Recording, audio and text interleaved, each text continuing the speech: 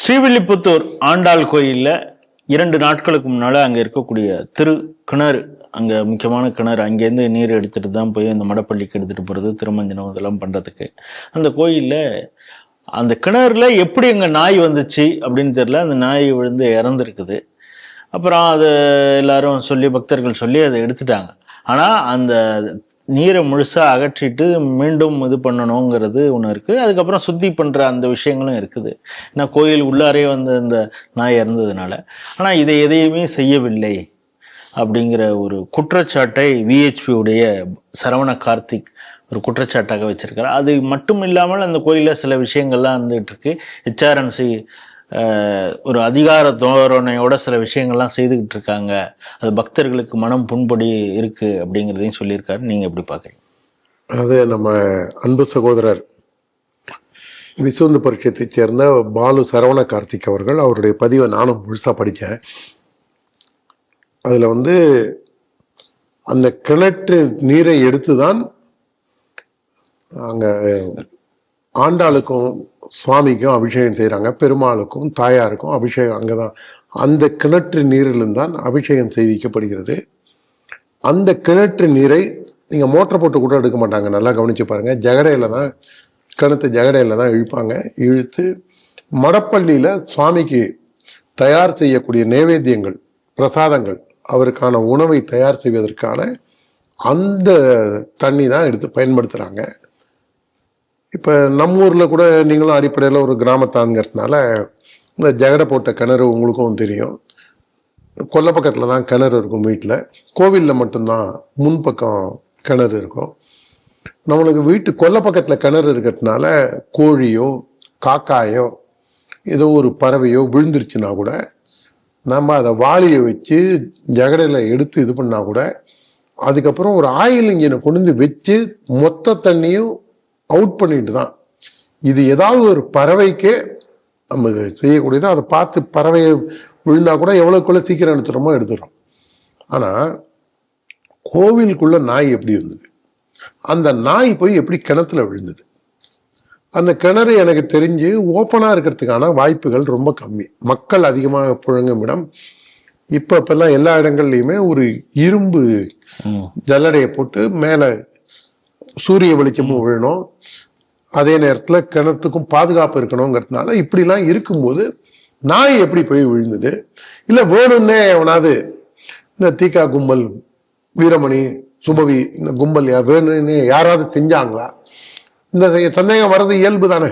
இப்போ ஒருத்தர் வந்து பாலாபிஷேகம் அந்த சிதம்பரத்துல எடுத்து பாலை எடுத்து அவரே எடுத்து மனநிலை பாதிக்கப்பட்டவர். அது எப்படி இந்து கோவிலுக்கு மட்டும் மனநிலை பாதிக்கப்பட்டவன் வரான்? ஏன் சர்ச்சுக்கோ மசூதிக்கோ அந்த மனநிலை பாதிக்கப்பட்டவன் ஏன் அங்க போறது இல்லைன்னா நம்மளுக்கு இது வந்து ஒரு புரியாத ஒரு மிகப்பெரிய புதிராவே இருக்கு நமக்கு. நீங்க கோவில் சிலையை உடைச்சிட்டான் திருவாச்சூர்ல, அவன் மனநிலை பாதிக்கப்பட்டவன். உண்டியலை திருடிட்டான், அவன் மனநிலை பாதிக்கப்பட்டவன்.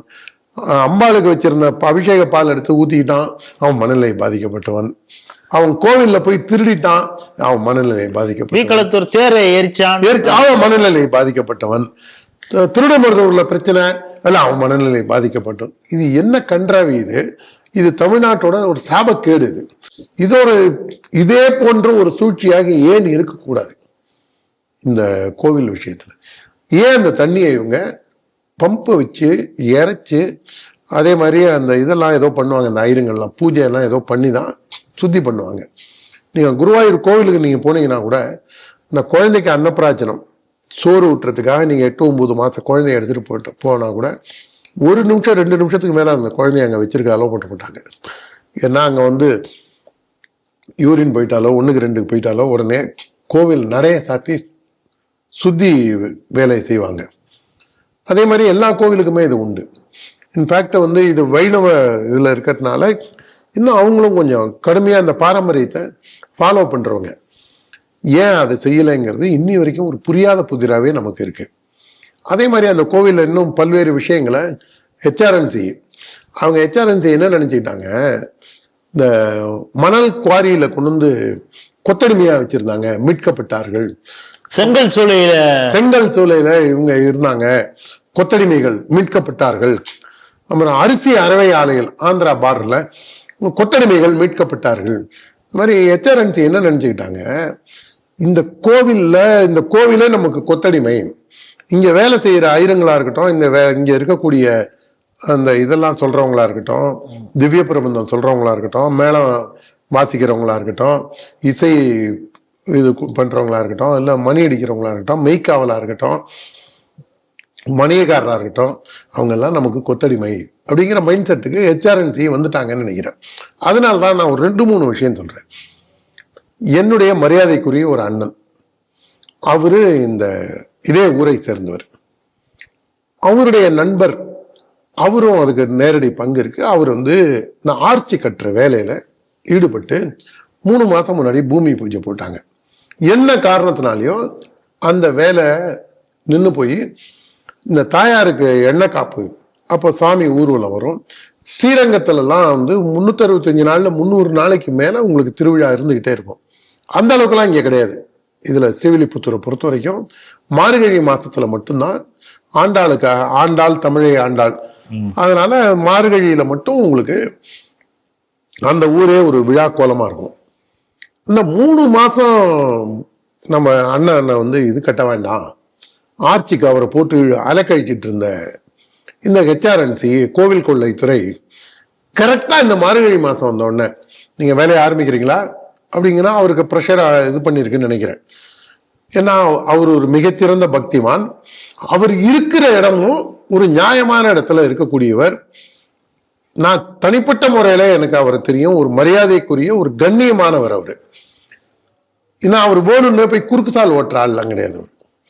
அவரை பிடிச்சி ப்ரெஷர் பண்ணி பண்ணிருக்கணும். நான் அவரை நேத்தி கூட பார்த்தேன், ஆனா நான் அவர்கிட்ட கேட்கல, இது சம்பந்தமா கேட்கல.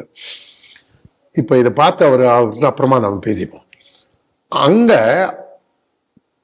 3 மாசம் பேசாம இருந்துட்டு அப்ப நீ அதை ஆரம்பின்னு சொல்றேன்னா, அப்ப இந்து அறநிலைத்துறையோட வன்மம் எங்க நிக்குது? இப்போ நீங்கள் சொல்ல பார்த்தா தேனியில் இதே மாதிரி தேரோட்டம் நேரத்தில் கரெக்டாக ரோடு தோண்டி வச்சு அப்போ தான் ரோடு போட போகிறோன்னு ஆரம்பித்தாங்க. அது ரோடு போடுவான். தஞ்சாவூரில் கரண்ட் ஒயரை இழுங்கடான்னு சொன்ன போது தேரே தீப்பெட்டி எரிஞ்சது உங்களுக்கு 3 வருஷம் முன்னாடி பூதலூர்கிட்ட. இந்த மாதிரி இந்து அறநிலையத்துறை எப்படி இந்து மதத்தையும் இந்து தர்மத்தையும் பாதுகாக்க இருக்க வேண்டிய இந்து அறநிலையத்துறை அதை அழிக்கிற வேலையை சிறப்பாக செய்துங்கிற ஒரு டவுட் எனக்கு இருக்கு.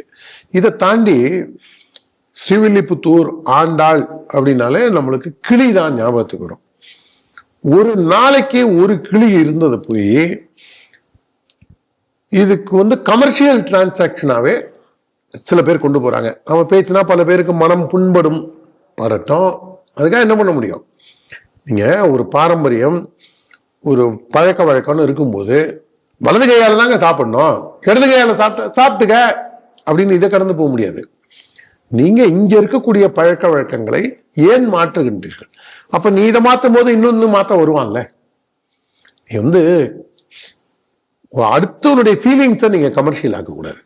நீங்க வியாபாரம் எதுல வேணா செய்யுங்க, அவனுடைய உளவியல் ரீதியா அவன்கிட்ட நீங்க விளையாடி அந்த கிளியை ஒரு வியாபார பொருளா ஆக்கி முன்னாடி 100 ரூபாய் 200 ரூபாய்க்கு அந்த கிளியை ஒரு நாளைக்கு ஒருவருக்குன்னு கொடுத்துட்டு இருந்தது. உள்ளுக்குள்ளேயே இப்ப HRNC கிளி வாங்க கிளி வியாபாரம் வெளியில 400 ரூபாய்க்கு அதெல்லாம் கிடையாது, நாங்க அதை ஏத்துக்க மாட்டோம். நீ என்கிட்ட 600 ரூபாய்க்கு வாங்கணும். நீ முன்னாடி ஒரு கிளிக்கு மேல இன்னொரு கிளி கொண்டு வரதே தப்பு. அதுவும் உள்ள அடாவடித்தனமா விலை வச்சு விற்கிறதும் தப்பு. இதையே நீ 10-20 பேருக்கு விருன்னு சொல்றதும் தப்பு. எந்த அளவுக்கு மக்களுடைய ஃபீலிங்ஸை பணமா மாத்துறதுல இந்த கோவில் கொள்ளைத்துறை HRNC நீங்க இந்து அறநிலைத்துறை நீயே இப்படி சொல்லாமா அப்படின்னு கேட்டவங்க எல்லாம் இருக்காங்க. இதனாலதான் நான் சொல்றேன் அது கோவில் கொள்ளைத்துறைன்னு. அதனால ஸ்ரீவில்லிபுத்தூர் ஆண்டாள் இவர்களை கண்டிப்பாக தண்டிப்பார். அல்லேலியா பாபு உட்பட அவங்க அந்த கும்பி பாகம், அது பேர் இன்னொன்னு என்ன சொல்றாரு, என்ன கும்பி பாகம் எதை சொல்லுவான் பாருங்க, அந்த மாதிரி இவங்களெல்லாம் எண்ணெய் கோப்பரையில போட்டு வறுக்கிற நாள் இறைவன் சன்னிதானத்துல வரும்னு நினைக்கிறேன்.